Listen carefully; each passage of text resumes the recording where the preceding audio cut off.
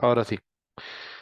Una cosa que se me olvidó en la parte de herramientas es que cuando trabajan lo de las herramientas en el documento, sí es importante que siempre en el documento propiamente, adentro del machote, ustedes incorporen una explicación sobre cómo se construyó la herramienta, qué elementos se tomaron en cuenta, la herramienta a quién está orientado, cómo está conformada, todo eso deberían ponerlo a nivel del documento y propiamente ya en el informe queda como un apéndice, queda como un apéndice el instrumento en sí. Entonces, hay una explicación que sí es bastante detallada. Déjenme para ver si les puedo mostrar un proyecto de lectura. A ver si hay alguno por acá que pueda mostrarles. No es que todos estos son, pero estos todos son confidenciales. No tengo ninguno así como, no tengo ninguno que mostrarles. Entonces, nada más para que lo tomen en cuenta, si no solamente, digamos, llegamos a la parte de herramientas de recolección, no es solamente decir la herramienta que se va a usar cuestionario, no, cuestionario. El cuestionario se aplica en el trabajo para poder estudiar las categorías o subcategorías tales, tales y tales. Esta entrevista se planteó para el grupo poblacional tal. Esta entrevista o el instrumento se planteó para tantos minutos, establecido, desarrollado en tantas secciones, donde se incorporan, no sé, un mix de preguntas abiertas y cerradas, donde las preguntas cerradas son para esto y estos fines, las preguntas abiertas para esto y estos fines.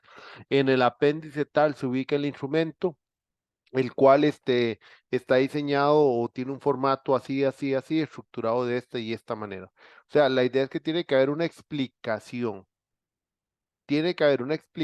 como tal de la técnica que van a aplicar y después en el apéndice tiene que haber ya propiamente el instrumento, no lleno. Digamos, hay un apéndice donde está el instrumento no lleno. Luego, sí pueden agregar apéndices, además, con los resultados de la aplicación, pero, por ejemplo, ¿qué es agregar los apéndices con un resultado de la aplicación?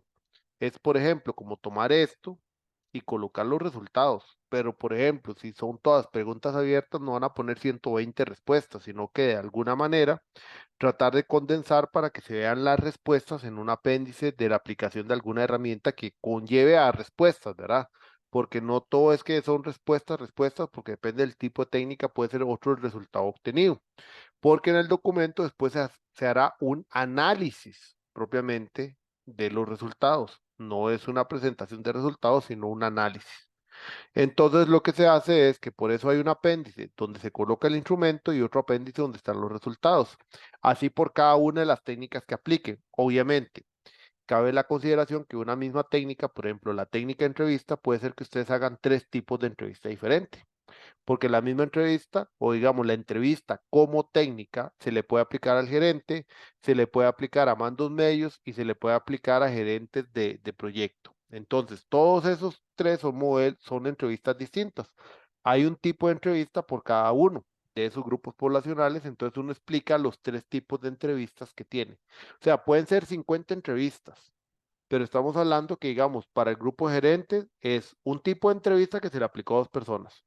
El otro grupo, digamos, de mandos medios son 10, entonces otro tipo de entrevista para esas 10 personas. Y en el tercero puede ser que yo tenga un grupo más amplio y no sé, son 20 personas y entonces es un tercer tipo de entrevista para esas 20 personas.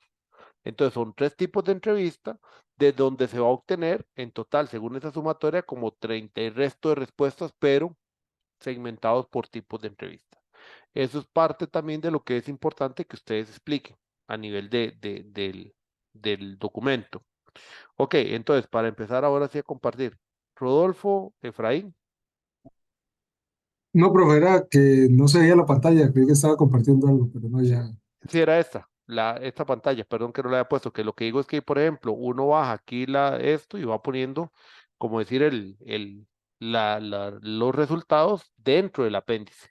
Entonces se van colocando estos resultados dentro del apéndice, porque los resultados así no van dentro del documento, porque en el documento se analizan, no se presentan. Entonces por eso es que esto va en el apéndice y en el análisis sí un análisis de los resultados que aquí se obtienen. Efraín, Sí, profe, buenas noches. Es Buenas nada más noches. para aclarar una pequeña duda que tengo. Em, estas herramientas de entrevista sí son con respecto al proyecto de la empresa, no tanto desde el punto de vista de gestión de proyectos. Es que depende de lo que usted vaya a preguntar, por eso es por la categoría. Porque, por ejemplo, en el caso suyo, si usted va a aplicar la entrevista, por ejemplo, a su contraparte, la otra socia, yo me imagino que vos le vas a preguntar a ella por requerimientos del proyecto empresarial, no por cómo se va a desarrollar, porque no creo que ella vaya a participar en el desarrollo propiamente, ¿cierto? ¿Cierto? Entonces, esa entrevista para ella va en función de esos requerimientos. Supongamos que usted se consigue algunos expertos en el campo, propiamente ya en el campo de desarrollo y gestión de proyectos, si usted tal vez le quiere hacer una entrevista a contrapartes con juicio de experto para que te ayuden. Entonces usted quiere formular una entrevista para esos otros. Bueno, entonces esa entrevista ya no sería en función propiamente del proyecto de la empresa, sino que ellos a partir de la entrevista puedan brindarte perspectivas y consejos de elementos que usted puede aplicar para gestionar proyectos. Entonces ves que esa entrevista tiene un enfoque distinto Ujú, ujú. y eso va a depender del tipo de sujeto. Ahora, todo proyecto es distinto, ¿verdad? O sea, ¿a qué me refiero con proyectos distintos, Jay? Usted ve cuáles son los grupos poblacionales que les va a preguntar si hay grupos poblacionales. Si es solo a una persona, y entonces hacer la entrevista a la persona en función de lo que la persona te puede dar, ¿verdad? Que era lo que yo explicaba anteriormente, digamos, si tu contraparte no es desarrolladora, sino que ella lo que maneja es la parte nada más de ventas y eso, obviamente usted no le va a hacer preguntas a ella técnicas en función de gestión de proyectos porque esto ni conoce, o sea, ¿qué le va a preguntar a usted a ella, por ejemplo, decirle, mira, ¿usted considera importante que gestionemos riesgos de este proyecto? Te va a decir, de ahí no sé, usted es el experto, ¿sí? ¿Ocupo gestionar riesgos o no? O sea, ella te la va a devolver porque Ujú. tal vez no conoce el tema. Ahora, usted le podría preguntar a ella, desde el punto de vista de empresa y del desarrollo, ¿usted ha visto si el proyecto o qué riesgos visualiza usted de este proyecto y en qué elementos visualiza riesgos? Punto. O sea, ella te va a decir, mira, yo tengo un miedo, por ejemplo, a que no tengamos una plataforma que nos ayude después a esto, esto y esto. A mí me preocupa esto y esto otro. Entonces, tal vez te va a responder de esa manera y usted interpretará eso como los riesgos que ella ve para que usted después desarrolle una gestión de riesgos. Entonces, aquí la respuesta clara es, va a depender del grupo poblacional que usted utilice y el tipo de herramienta que utilice. Yo lo digo porque estaba poniendo ejemplo de entrevistas, ¿verdad? Pero hey, puede ser que alguno de ustedes me diga que no va a usar entrevistas del todo. Puede ser. O sea, ahí no podemos decir o yo no puedo afirmar que toda técnica que estoy mencionando aquí, toda esa técnica, sea una técnica que se vaya a utilizar. No me quede en algún momento como congelado. Sí, pero sí se entendió, ahí quedó como... Ok, es que volví a cambiar de red porque la que estaba Ajá. conectado que me hizo un cambio. Entonces, lo que digo es, puede ser que no usen técnica de entrevista, puede ser que no usen cuestionario, puede ser que utilicen solo X o Y. Lo que sí es importante es que tal vez dentro del documento al menos apliquen de entre tres y cuatro técnicas diferentes para poder tener diferentes perspectivas en función de lo que ustedes ocupan estudiar. ¿Ves? Ujú, gracias. ¿Estamos? Entonces, eso es libertad de ustedes. Nada más ahora sí, a nivel de colocación del documento, tener claro que en un apéndice va el instrumento de la técnica. O sea, si yo aplico entrevista, cuestionario, entonces un apéndice para el instrumento de la entrevista, otro apéndice para el instrumento de la encuesta, taca, taca. Y después también otro apéndice que tenga que ver con resultados por cada técnica. Eso para que lo tengan ahí en cuenta que lo tienen que agregar. Ahora bien, pasemos a la parte de procesamiento.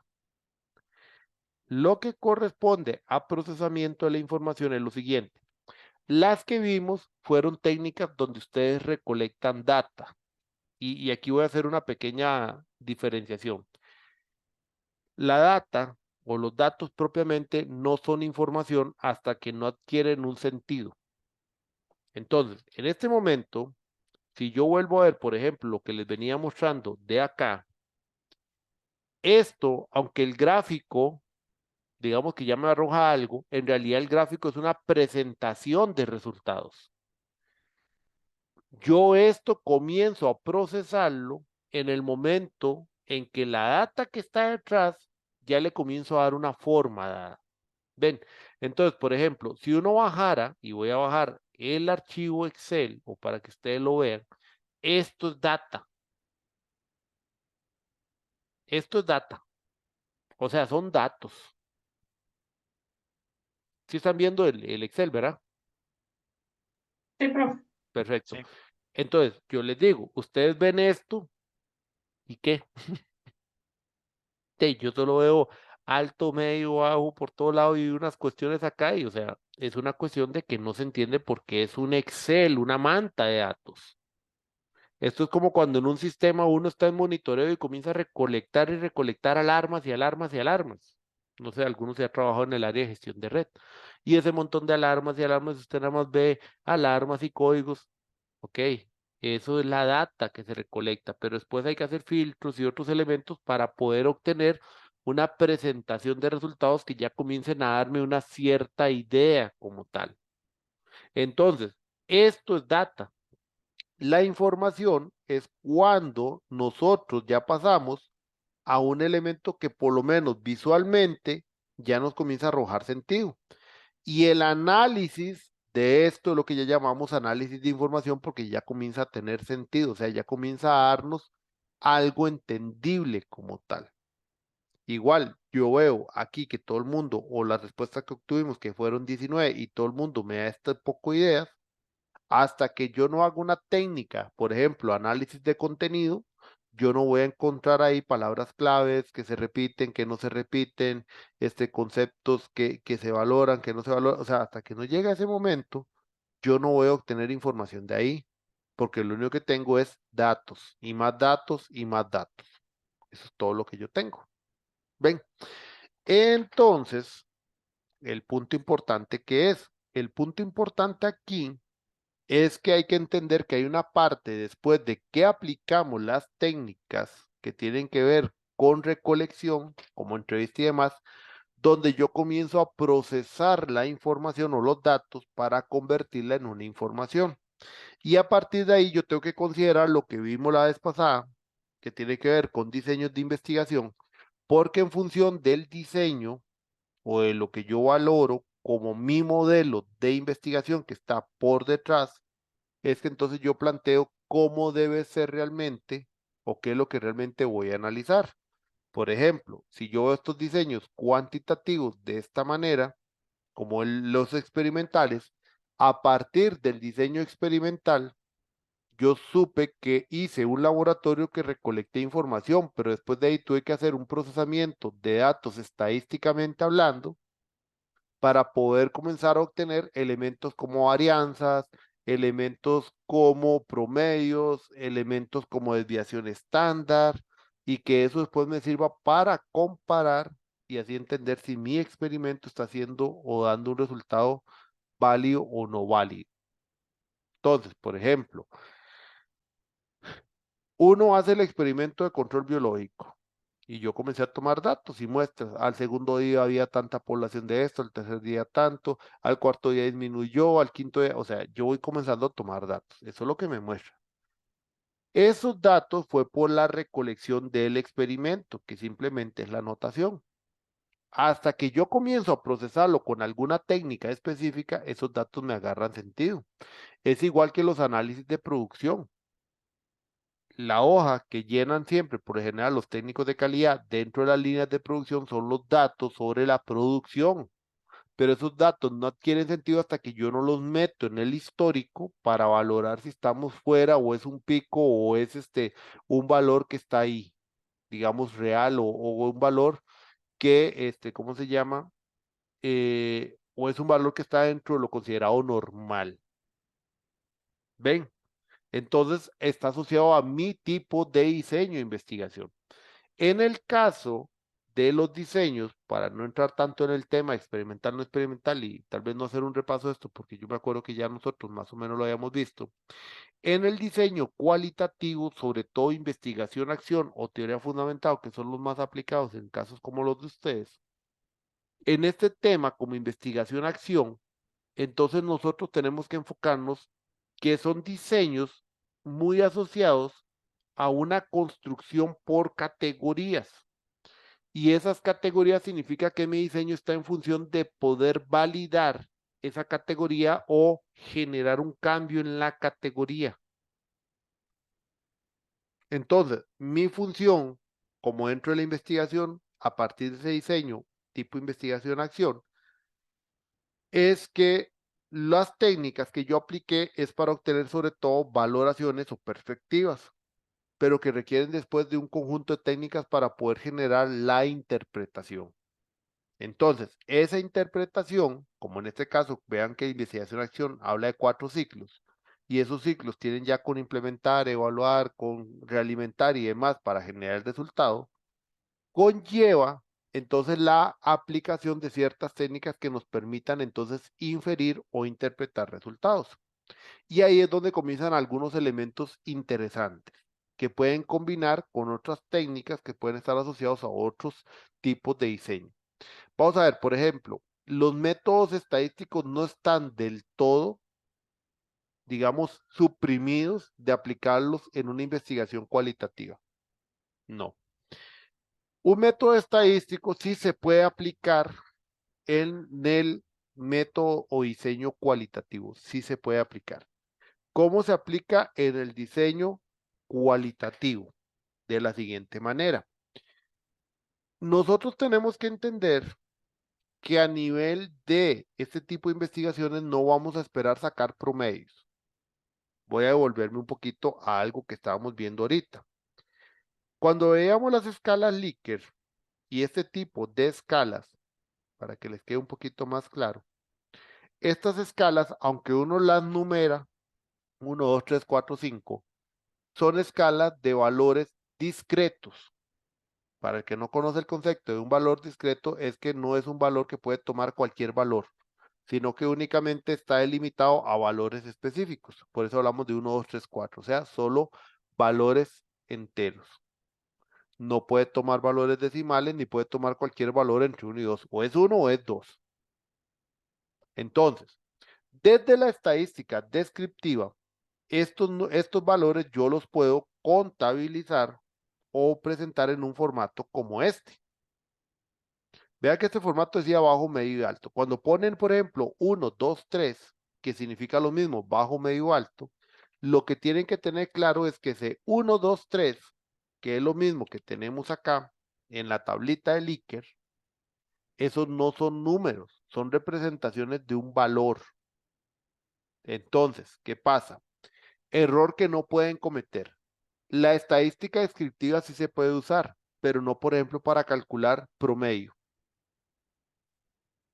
O sea, por ejemplo, ustedes no pueden calcular promedio. ¿Por qué? Porque si yo tengo los valores y el promedio me da, no sé, 2.5, ¿qué significa 2.5, por ejemplo, en la escala de la derecha? Alguien va a decir, es que está entre débil y medio. ¿Y eso qué es? O sea, no existe en la escala porque son valores discretos, no son valores continuos. Entonces yo no puedo aplicar una estadística descriptiva para sacar un indicador que requiere de valores continuos, pero sí puedo aplicar algo como esto. Yo sí puedo agarrar esos resultados y establecer frecuencias, o sea, como un gráfico de barras. Lo que estábamos viendo en el otro caso, ¿qué era lo que estábamos viendo en el otro caso? Acá. Lo que nosotros veíamos acá es que, por ejemplo, de 19 personas, 15 contestaron que la habilidad esta debería ser amplia. O sea, lo que sí podría decir es que más del 70-80% de esa población consultada menciona que consideran que ese aprendizaje a lo largo de la vida es o se ocupa tener un nivel muy alto, o un nivel alto al menos, dentro de lo que llamamos alto en esta escala. O sea, ya me hace un entendimiento en qué significa el concepto de alto como tal. O sea, yo ya puedo interpretar el resultado. Ya sé que una cantidad de personas consideran que esa habilidad debería estar en ese rango alto. No estoy sacando un promedio, es una descripción. Entonces, desde esa descripción yo puedo sacar frecuencias absolutas. O sea, puedo sacar rangos y establecer porcentajes sobre las perspectivas de las personas en función de esa cantidad de personas y respuestas, por ejemplo. ¿Ven? Entonces yo sí puedo usar la técnica de frecuencias absolutas para poder modelar, pero yo también podría sacar una consideración que es descriptiva, aunque no estadísticamente para sacar valores como promedio y eso, sino como esta que se llama la moda. Yo podría sacar cuál es la moda de estos resultados, o por ejemplo, si es sobre un solo elemento y tengo estos 5 valores y la mayor cantidad de personas me responde 3, la moda entonces es 3. Digamos, en aquella escala de Likert sería, la moda sería estar de acuerdo, o la moda sería estar, no sé, muy de acuerdo. O sea, la moda como tal sí puedo decir porque la moda lo que representa es el valor que más han contestado. Y el valor que más han contestado sería, en el caso de la respuesta que tiene mayor, o sea, o más bien, la escala que tiene mayor cantidad de respuestas. ¿Ven? Entonces, lo que hay que tener cuidado con la estadística en este caso, que se puede utilizar algunos conceptos de estadística, es que yo no puedo mezclar lo que llamamos consideraciones de variables discretas y variables, por ejemplo, continuas en una mezcla para aplicar algún indicador estadístico que no corresponda al otro tipo. O sea, yo no puedo aplicar algo que sea continuo a algo que sería discreto, ni tampoco de discreto a continuo, ¿verdad? Hay cosas que uno tiene que entender que puede aplicar y que no puede aplicar. Pero sí se pueden aplicar métodos de estadística descriptiva, por ejemplo, como para procesar, que eso es convertir el formato y entonces hacer la presentación de resultados en esa forma. Por ejemplo, en este caso, frecuencias absolutas.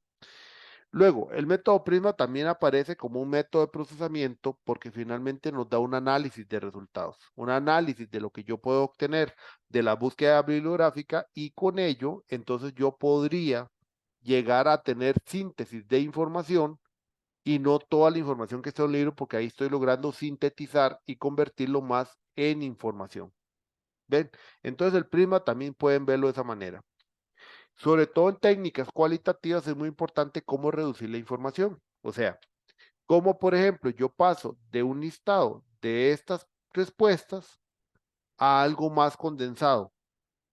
Para eso, por eso les mencionaba el tema de categorías, porque tenemos que usar en la técnica de reducciones de datos y categorización de la información, que eso existe, por ejemplo, técnicas como conteo de palabras. ¿Cuáles son aquellos conceptos que más mencionan, por ejemplo, los sujetos de información?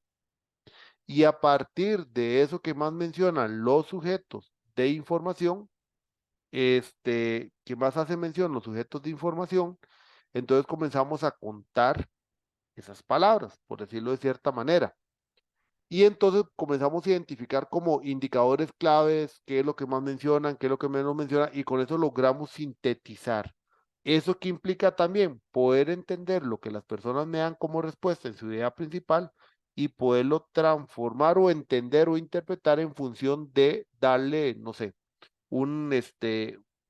poder encontrar semejanzas o tendencias, por ejemplo, como tal, con respecto a respuestas de otros participantes y con ello ir tratando de establecer tendencias y reduciendo la información como tal. ¿Por qué? Porque entonces podemos pasar de esto a algo más sintetizado. O por ejemplo, podríamos meter esto como en aquellas herramientas que hacen juegos donde las personas ponen, que les dicen, déjame una palabra para definir tal cosa. Entonces las personas van poniendo palabras y entonces muestran gráficos de esos donde dice qué es lo que más mencionan. Bueno, eso es lo que podemos sacar de acá, es más o menos lo mismo. Estamos revisando qué es lo que mencionan. Por ejemplo, aquí uno habla de su estudio de nivel de inglés. Ok, ya aquí uno dice también dominio del inglés, entonces hay como una temática que se repite. Ya dos dicen que es inglés y voy reduciendo o un segundo idioma o un tercer idioma y entonces voy reduciendo las ideas a temáticas importantes. Vea, por ejemplo, otros, bueno, vean que aquí dice otro tercero habla de un segundo o tercer idioma en categoría alta. Algunos hablan de tener trabajo en equipo. Bueno, entonces trabajo en equipo puede ser un tema. Coordinar grupos de trabajo. Bueno, coordinación y trabajo en equipo también es eso. Entonces ya uno puede ir relacionando, por ejemplo, capacidad de negociación, manejo de conflictos, gestión de servicios, manejo de conflictos también puede ver con tema de coordinación. Entonces yo ya puedo ir a partir de un análisis de reducción de palabras, de usar sinónimos y demás, para comenzar a establecer semejanzas. Y esa semejanza significa reducir la cantidad de información para procesarlo de una manera más sencilla o más fácil. Porque al final de cuentas aquí lo que importa es que ustedes logren tratar de trabajar la información, pero de una manera más, digamos que precisa, porque ustedes también están con un tiempo limitado. Otra forma de procesar información es haciendo técnicas comparativas. ¿Qué es una técnica comparativa? Bueno, yo estoy hablando, digamos, aquí de un tema específico que son competencias. Pongo más o menos cuáles son las competencias y qué es lo que menciona cada entrevistado. Y con eso voy sacando, por ejemplo, cuál es la mención más importante, en qué puntos se enfocan más. Y después de la interpretación puedo entender qué otro elemento yo debería enfocarme, por ejemplo, según la investigación. Entonces, usted puede ser que hablen de categorías en función, no sé, de temas específicos, de proyectos, riesgos, costos, taca, taca. Al entrevistado, recolectamos la información de los entrevistados y lo planteamos aquí en términos de alguna opinión relacionada al tema. Y después, bajo este cuadrito que está más sintetizado, podemos comenzar a comprender realmente por dónde anda la tendencia como tal. Entonces, esto puede ir asociado a técnicas como juicio de experto o valoración con expertos y con eso después ir también, si quieren, comparando con la teoría. Pero vean que la forma, los métodos comparativos, como este caso, lo que hace es hacer una reducción de la información para tratar de comenzar a trabajar de ahí el análisis como tal. Amanda. Sí, una consulta. ¿Existe algún software, algún programa que codifique la información que sea accesible? Es que yo conozco, por ejemplo, uno que se llama Atlas T, Ujú. pero no Son de existe. pago. Digo. Sí, exacto, no hay ninguno, Vieras que yo o no no, hay una no, forma. Ajá, no, ajá, sí, sí hay, debe haber. Yo no he encontrado todavía. ok, O sea, si ustedes encuentran alguno que les ayude a hacer esto, perfecto. ajá, Porque, Jay, usted ya me comprende la idea. Hacer esto, comenzar a buscar tendencias, Jay, ya dependiendo del volumen se puede volver muy alto, exacto, ¿verdad? sí. Y jamás ir revisando respuesta por respuesta. Entonces, tenés toda la razón. Uno puede ir cargando las respuestas tabuladas de cierta manera en un software como este y ese le puede ayudar a uno a ubicar. No he encontrado gratuitos. Si es posible encontrar gratuitos, tienen toda la oportunidad también de utilizarlo, porque eso les va a ayudar mucho a sintetizar la información. Vea que lo que uno busca es sí, obtengan la mayor cantidad de datos de valor, pero después viene un proceso de reducción. La reducción es la parte objetiva, ¿verdad? Porque si yo reduzco desde el inicio y yo ya planteo mis criterios, entonces yo ya me volví subjetivo. Entonces ahí es donde va el tema, pero sí, Amanda, usted tiene toda la razón. Si logran conseguir alguno que no sea de pago y lo puedan utilizar como herramienta que les ayude a procesar la información, bienvenido sea.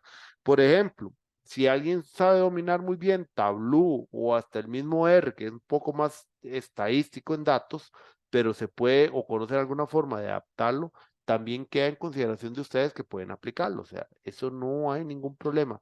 Toda herramienta que a ustedes les ayude a hacer esa tabulación de datos, a esa forma de presentación y les ayude a sintetizar, bienvenido sea porque es parte de lo que ustedes ocupan para agilizar el tiempo. Ok. Ujú. Ok, ahora, ¿cómo procesar la información? Igual, puede ser por triangulación, que esa es otra. También, durante el proceso, por eso que uno les pide poder aplicar 2 o 3 herramientas. Porque de las herramientas anteriores ya ustedes van encontrando ciertas tendencias, pero por la aplicación tal vez específica de un solo elemento. ¿Estamos de acuerdo? Pero uno ocupa validar. ¿Qué es validar? Por ejemplo, yo a nivel de revisión documental, encontré que la empresa en documentos dice que hace esto, esto y esto. ¿Está ahí? Pero yo me voy a las personas y las personas, por ejemplo, dependiendo del grupo, el grupo tal me dice que ellos hacen tal cosa. Y yo voy al otro grupo y me dice, hago tal cosa. Entonces, entre los 3 instrumentos, yo debería hacer una triangulación, porque si bien encuentro en términos generales cosas distintas, puede ser que cuando yo sí hago ya la triangulación, comienzo a encontrar tendencias. Y entonces también la triangulación de datos que menciona precisamente acá está en función de eso, de poder tener resultados de distintas técnicas, distintas herramientas, y con ello poder encontrar una posible tendencia a un comportamiento de los datos. ¿Ven? Entonces, eso es triangulación de datos. Sí es importante por eso que apliquen más de una herramienta. ¿Por qué?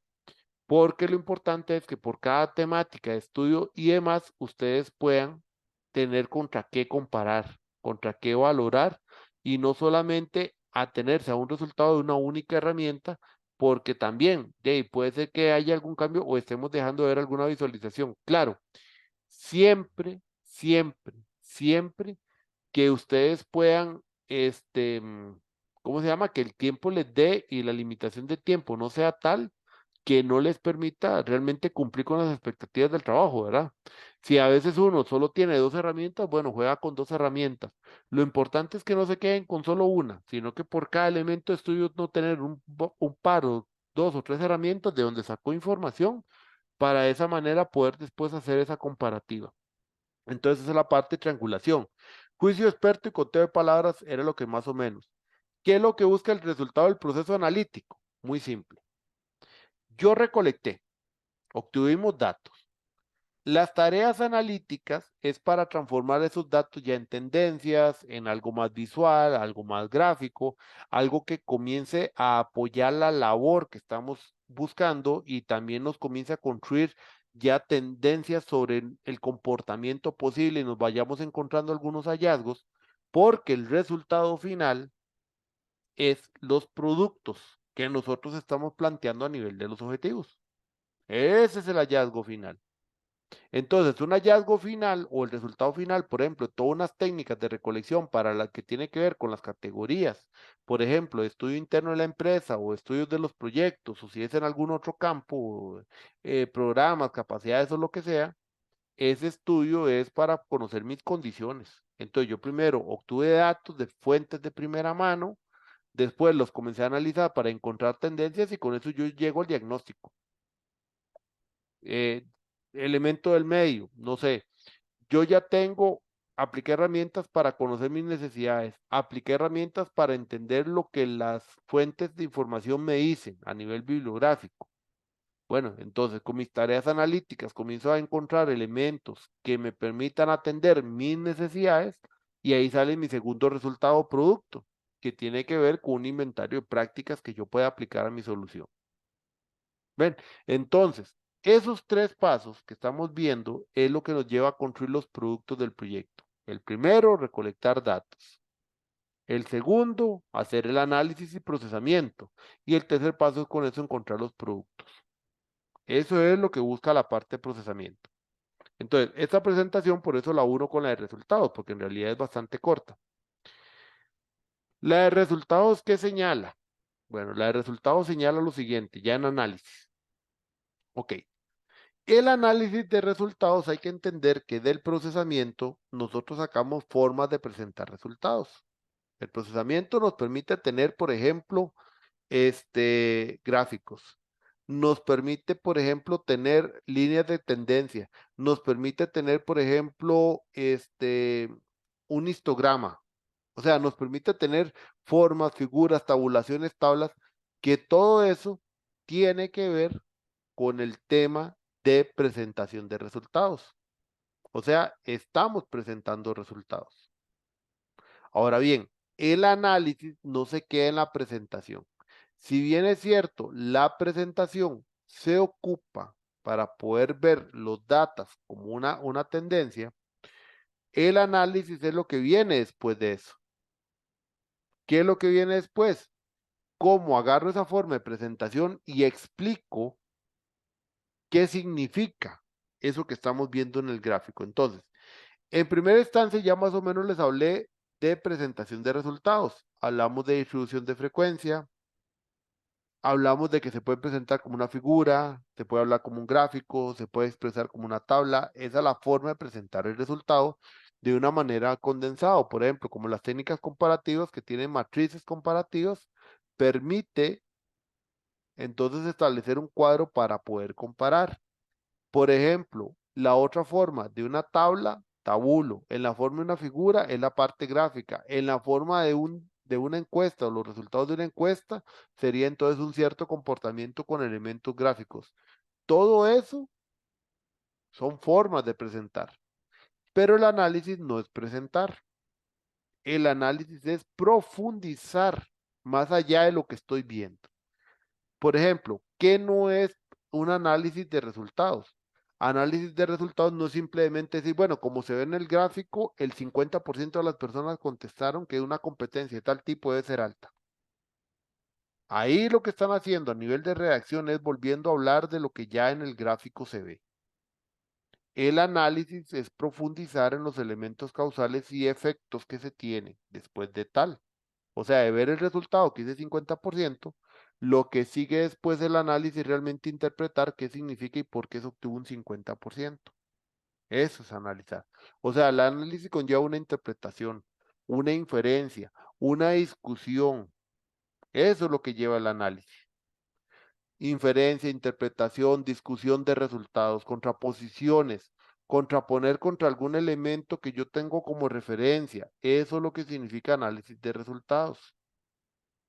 Entonces, ¿qué tiene que mostrar un análisis? Implicaciones de la investigación, llegar a elementos concretos, establecer tendencias, comportamientos, eso es lo que implica.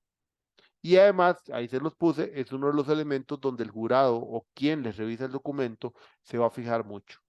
Porque una solución que no está fundamentada en un análisis como tiene que ser, entonces no es análisis.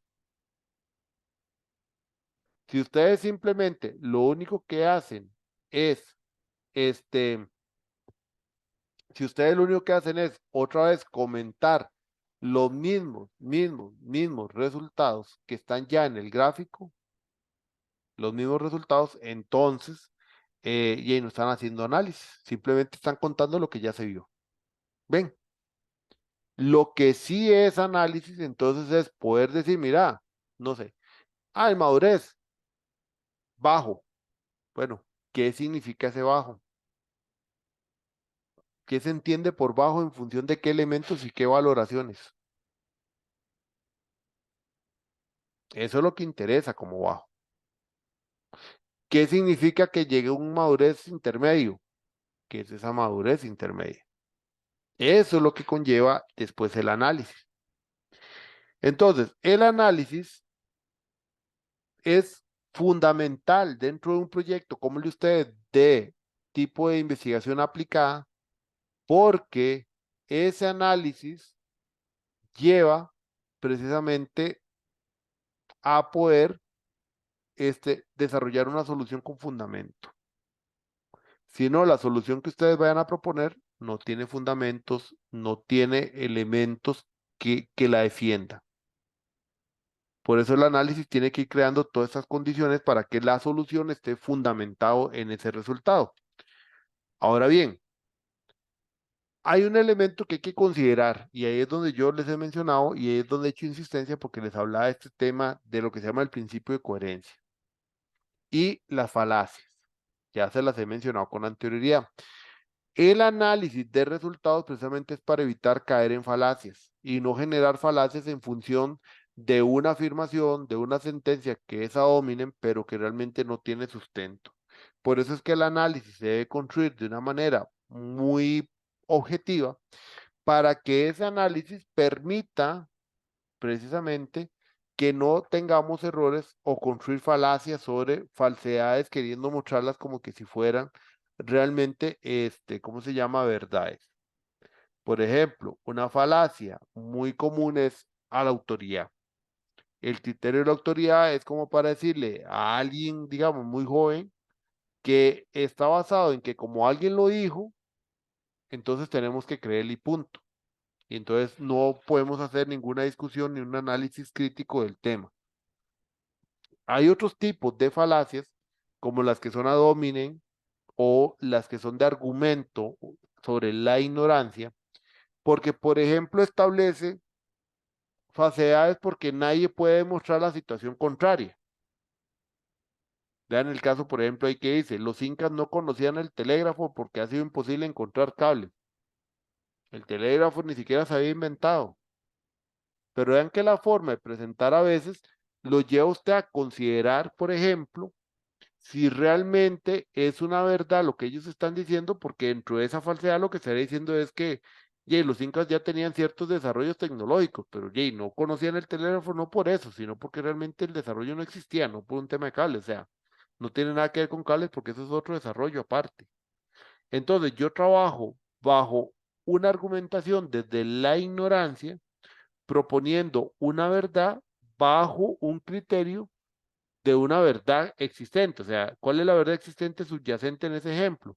Y es cierto, los cables no existían porque no se habían inventado. Pero eso no tiene nada que ver con la relación de que no supieran conocer o no conocía el telégrafo porque tampoco existía el telégrafo. O sea, simplemente la argumentación, si bien es cierto, es válida, porque es cierto, o sea, no podían conocer los telégrafos, en realidad está basado en la ignorancia de crear un criterio a partir de una condición que todo el mundo sabe que es cierto. ¿Ven? Entonces, eso a veces pasa cuando yo digo, por ejemplo, que es que la organización debe aplicar las buenas prácticas porque eso es lo que dice las buenas prácticas. O, por ejemplo, el argumento que a veces usan, es que el proyecto, los proyectos o la organización tiene que aplicar porque el PMI dice que hay que aplicar riesgos. Y ahí sí, eso dice la buena práctica, pero no significa que una organización como tal, obligatoriamente, es que todas tienen que aplicar riesgos, porque no necesariamente.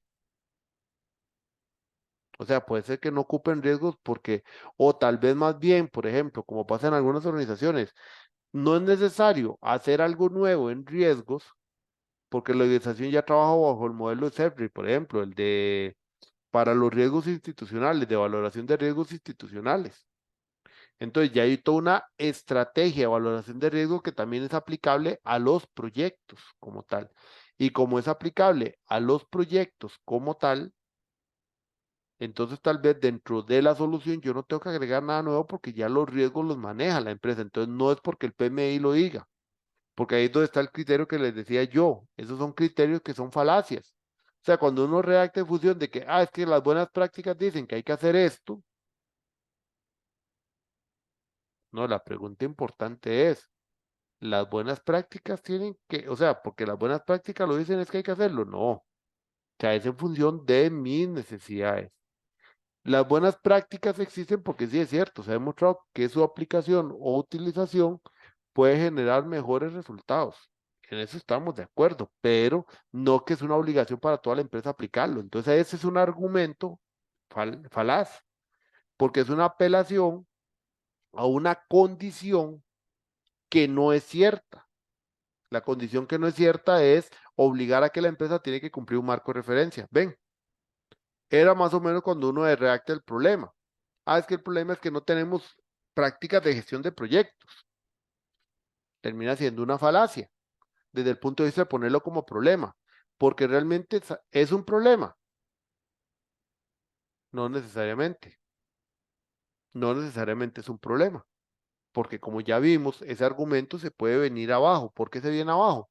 Porque no es un tema de tener o no tener prácticas. En realidad es un tema más de entender yo como empresa qué ocupo como tal, y ahora sí, dependiendo de lo que yo ocupe, qué ocupo aplicar. Entonces puede ser que yo tenga un muy buen marco de gestión, pero sigo sin cumplir los resultados porque entonces hay una causa subyacente que no necesariamente es el problema el de tener buenas prácticas o tener un marco como tal ya establecido. Entonces el argumento se vuelve inválido porque uno puede demostrar que por tener un marco no significa que ya ustedes estén atendiendo tal vez una necesidad empresarial mayor. Ver, entonces ese es el concepto de falacias.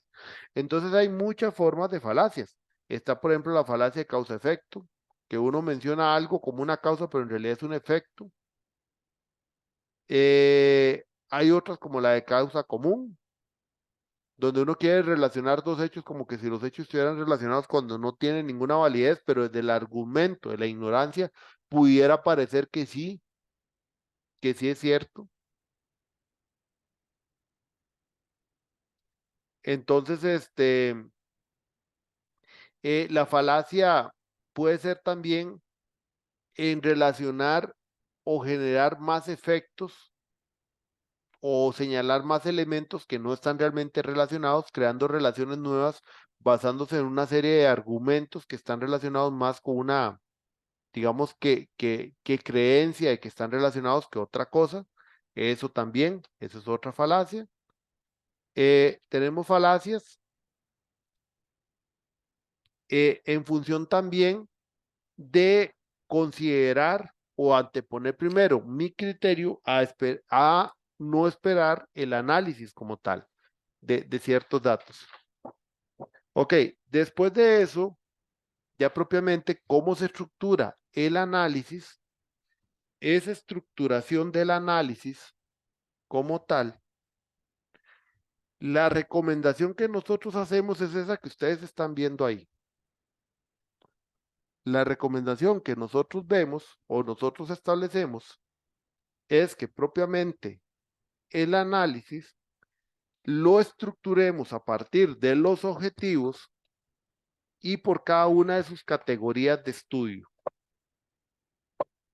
¿Cómo funciona eso? Por ejemplo, como nosotros estamos trabajando un modelo que es de objetivos en función de secuencias, de objetivos en función de etapas del trabajo, entonces nosotros trabajamos con los objetivos tratando de ubicarlos dentro de algunas secciones del documento que tiene que ver con los capítulos 4, capítulo 5.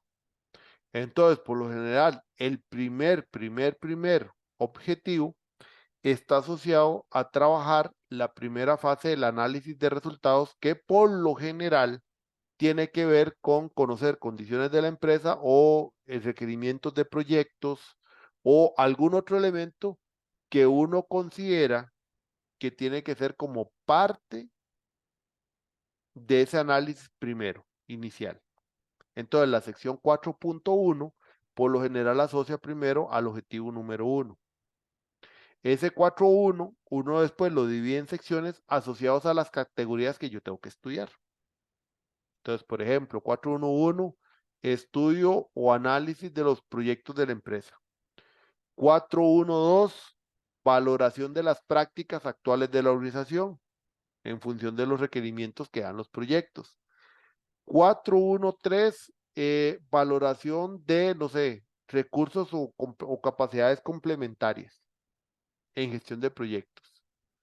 4.1.4, identificación de oportunidades de mejora. Entonces vean que toda la sección 4.1 está muy asociado a conseguir el objetivo que está en función de un análisis como tal. Luego, por ejemplo, el 4.2, que a veces uno trabaja en función de las prácticas. Bueno, 4.2, inventario de buenas prácticas aplicables a la gestión de proyectos. 4.2, inventario de prácticas aplicables a la gestión de proyectos. 4.2.1, análisis de marco de buenas prácticas 1. 4.2.2, análisis de marcos de buenas prácticas 2. 4.2.3, inventario de prácticas aplicables. Entonces ya el 4.2.3 sería con las prácticas que ustedes consideran que pueden aplicar en función del análisis que se hizo anteriormente y en función de lo que también se valoró dentro de los marcos de buenas prácticas que les puede servir. ¿Ves? Entonces, vean cómo uno va estructurando los capítulos en función de los objetivos y luego cada una de las secciones internas asociado a los elementos categoría que nosotros fuimos poniendo en el cuadro de categorías. O sea, vean que hay una relación muy fuerte en el documento siempre. Por eso que yo siempre les he mencionado que todas las secciones se relacionan entre ellas. Esas secciones que están relacionadas entre ellas es porque precisamente hay un norte, o sea, vean que como las categorías uno las trabaja en el análisis, es porque precisamente las categorías son las que están atendiendo los objetivos y los objetivos están en función del problema. ¿Ven? Entonces teníamos problema atendido por objetivos, las categorías nos dan los temas de estudio y entonces el análisis, estudiamos esas categorías, las analizamos, las valoramos y con eso llegaríamos finalmente a los elementos que nosotros ocupamos a los elementos que nosotros ocupamos para pasar al capítulo 5, que es donde ustedes ya construyen la solución, que tiene que ver por lo general con los objetivos ya propiamente de construcción de la solución, lo de la parte de implementación y ese tipo de cosas. ¿Ven? Eso es más o menos como se construye el análisis o estructura. Esa es la mejor recomendación que les doy de cómo estructurarlo. Ahora, considerando que estamos haciendo el análisis de categoría, vean que no se pone, por ejemplo, resultados de la entrevista. Eso yo no lo recomiendo.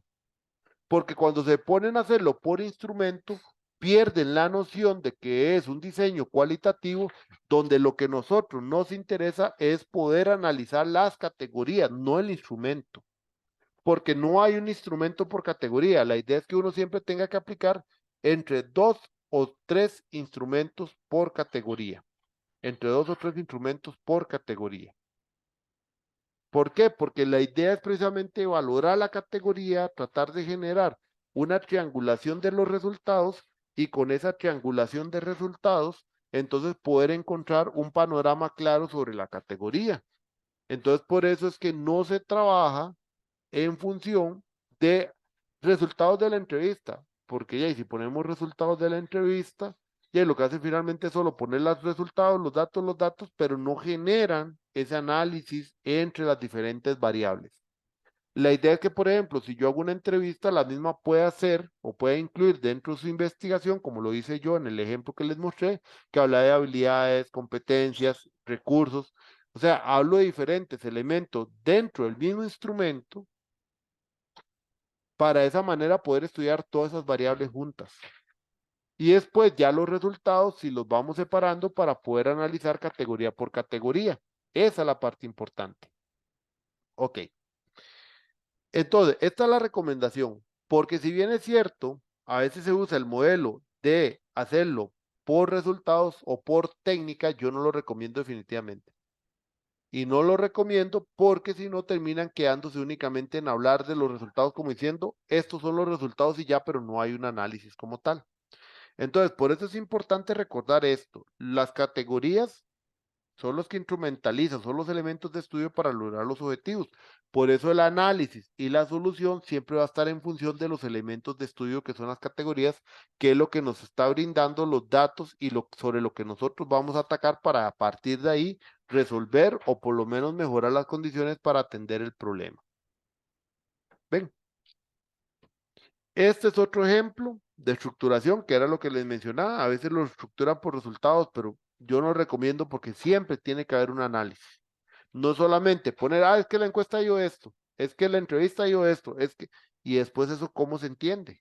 Porque si no, entonces terminan contando respuestas por respuestas, pero no creando un verdadero análisis de resultados. Yo por eso, esta opción, aunque la pongo porque la teoría lo dice, yo siempre prefiero más la 2 porque es una estructuración de capítulo de análisis que realmente permite entender qué es lo que ustedes quieren realmente analizar.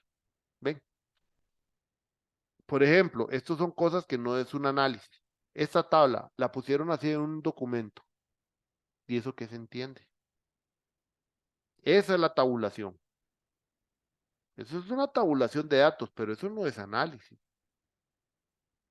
O sea, presentó la tabla y decía, es que de la tabla se puede ver que tal y tal condición y todos responden la A, sí, pero ¿qué es la A?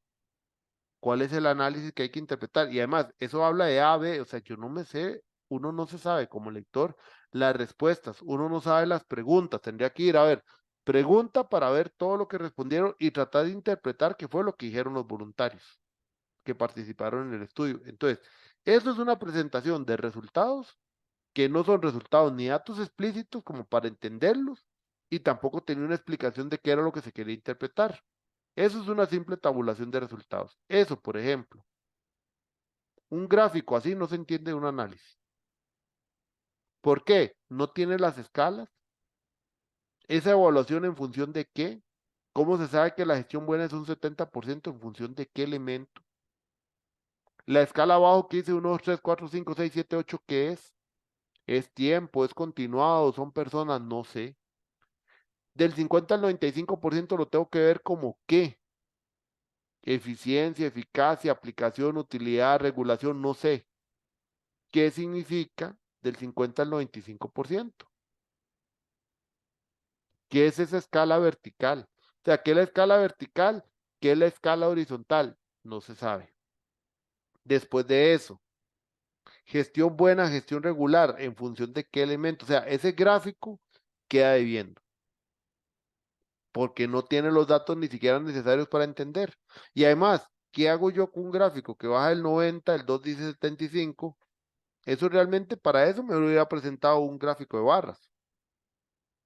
Si es la valoración de cada uno, porque tampoco es un gráfico lineal, porque no es una tendencia, o sea, es lo que cada uno valoró, entonces realmente ese es un gráfico de barras.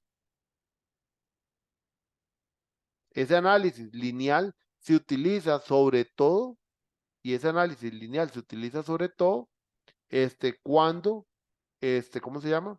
Ese análisis lineal se utiliza cuando ustedes tienen datos continuos como para generar una tendencia o un comportamiento. ¿Ven? Entonces, eso sería ese gráfico, pero este tipo de datos como tal, no. Este tipo de datos realmente es para presentar como barras porque más de eso no es. Entonces, eso es lo que pasa aquí en la parte del uso de este tipo de gráficos. O sea, no son de análisis porque realmente ni están completos ni se logra entender finalmente qué es lo que se busca. Esto otro lo presentaré en otro documento. Parece el inicio del proyecto, pero no entiendo si eso es una asignación, qué es el círculo. No sé qué era la evidencia que quería mostrar, si era una práctica útil o una práctica que no era útil, no se sabe. Yo lo que veo es que son actividades, sí veo como responsable, pero círculos, rayita, no sé qué significa, el comentario, o sea, en el documento pusieron esto y no explicaron si era un ejemplo de inicio, un acta que iban a usar, era qué. Entonces vean que el elemento realmente así es ilegible. No se comprende realmente qué es. Entonces, eso por eso no es análisis. Tampoco es análisis, por ejemplo, esto, incluye gráficos solo para decir que, por ejemplo, 50% dijo sí, 50% no, ya es un gráfico realmente se hubiera explicado de otra manera. Ahora, resumir también los datos que ya se observan en el gráfico, en la figura, tampoco tiene sentido. Porque ahí, poner los datos, si usted pone un gráfico y solo para decir, no, el 50% dijo que sí es buena la gestión, y como pueden ver el siguiente gráfico, un 45% confirma también que esto está contando lo que dice el gráfico, pero no está analizando. Entonces, lo importante en el análisis, sobre todo, y lo que quiero concluir esta parte, por lo cual junté las dos, es tener claridad en que el análisis es profundidad, es discutir, anteponer, como ya hemos estudiado criterios, tienen resultados y han investigado, ya cuando ustedes pasan ahí sí pueden aportar ciertos criterios desde lo que ustedes les permitió estudiar. ¿Ven? Entonces, por ejemplo, se puede poner algo así. En la figura 4.55 se confirma o se evalúa que el 80% de las personas consideran que la gestión de proyectos en la actualidad está en un nivel bajo. Ellos valoran que está bajo porque señalan aspectos como A, como B o como C. Estos aspectos también, desde el punto de vista revisando documentalmente, se ubica que son elementos no trabajados o trabajados de esta y esta manera, y entonces, aunque ellos consideran así, así, así, sí hay que valorar que estos elementos tales y tales sí tienen una utilización de tal y tal manera, que si bien no están formales, pero sí generan un valor en esto, esto y esto. Entonces, hay una profundidad por los elementos que ustedes han venido aplicando. Entonces, en el capítulo 4 ya ustedes comienzan a adquirir también un juicio de experto porque están fundamentados en el trabajo de campo que realizaron. ¿Ven? Eso es, y obviamente va desde el punto de vista práctico, ¿verdad?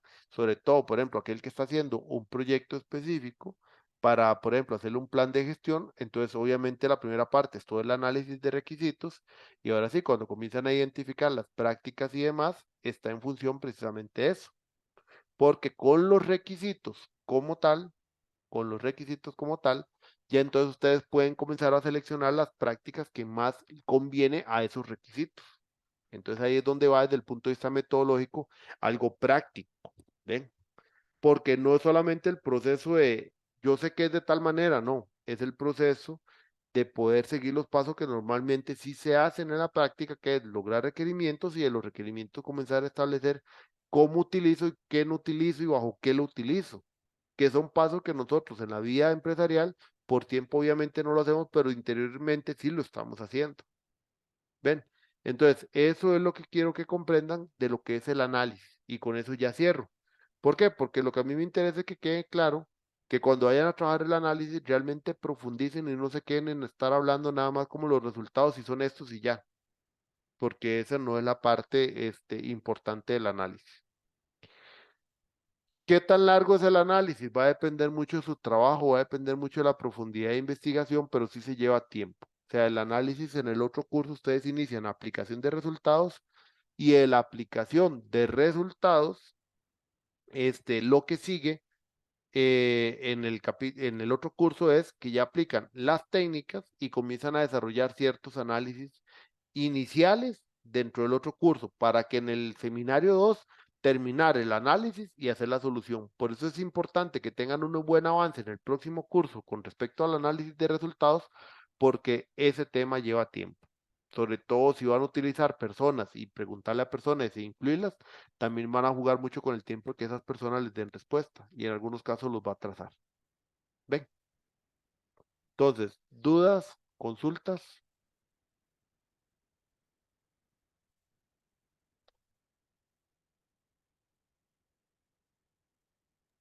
De mi parte no, profe. Ok, bueno, si no hay dudas, consultas, entonces